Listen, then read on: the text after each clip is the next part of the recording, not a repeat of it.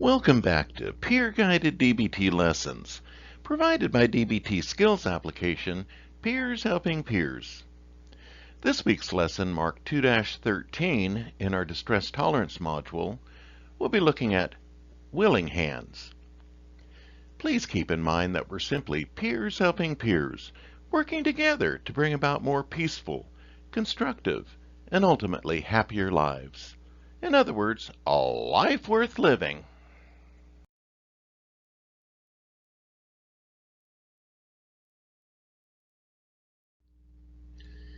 You're born to speak with your hands. Researchers have found that infants who use more hand gestures at 18 months old have greater language abilities later on. Hand gestures speak to great intelligence.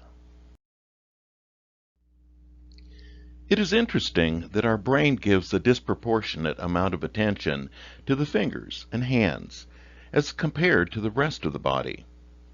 This could be in part because our first touch is with our hands, and we seek the hands of our parents for safety.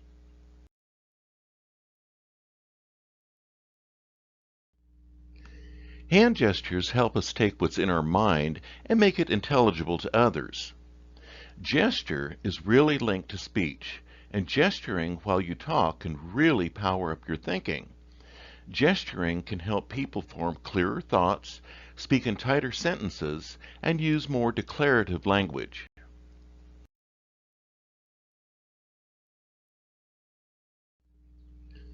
Body language is also crucial in helping communicate our emotions and motivations to others. We have an emotion, our body responds, and then we speak. The body responds first. What is really being communicated is the underlying emotion and motivation, how you're really feeling about something. Clenching hands in front of the body. When a person does this gesture, they are exercising some sort of self-restraint.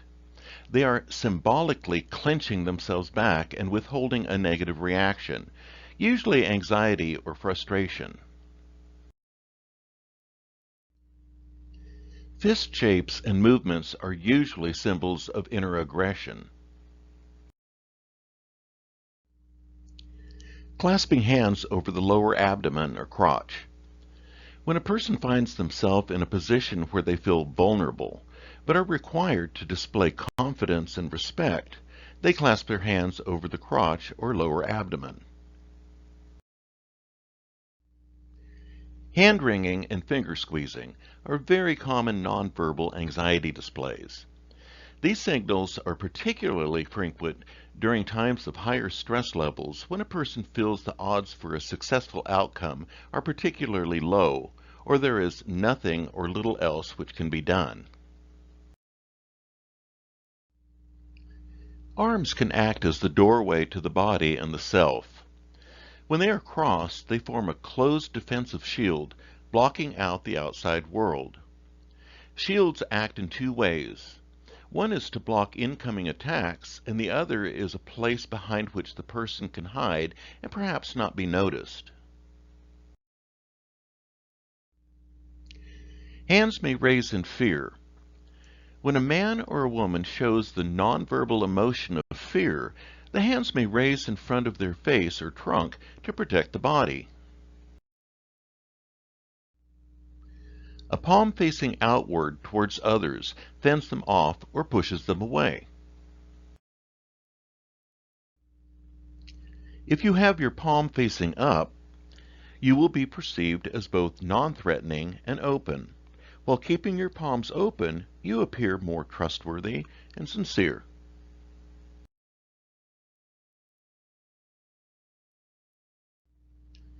Remember that it goes both ways. Our body language reflects and inadvertently affects our mindset at the same time. Even if we are really interested in what's being said, a defensive posture may cause us to adopt a closed-minded and secluded position.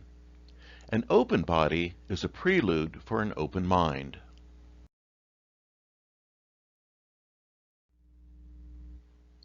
Another example. Clenching your fists is a common side effect of being angry, but clenching your fists can also make you become angry in the first place. Additionally, it can also influence the attitude of those around you and can make them angry as well.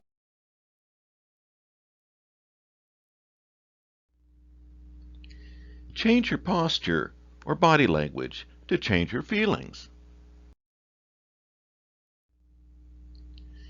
Keeping your palms open does more than just affect how others perceive you. It makes it more difficult for you to lie. The emotions that you are feeling and your physical gestures are directly linked. Willing hands is a way of accepting reality physically, with our bodies. From a DBT perspective, acceptance is a process that reduces our suffering and increases our feelings of freedom by allowing us to come to terms with the facts of our life as they are in the current moment.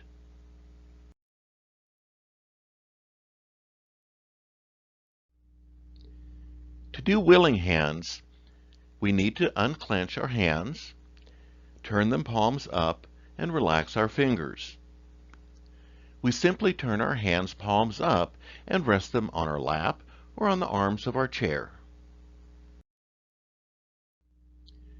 When you spend most of your life trying to block out the chaos in your head and finally allow room for it to arise, and it doesn't overwhelm you, it's something to celebrate. Willing hands opens the door towards this. It aligns the mind, body, and spirit into receiving reality for what it is. Be sure to check the video description in the comments below. You will find a link to the website lesson that accompanies this video.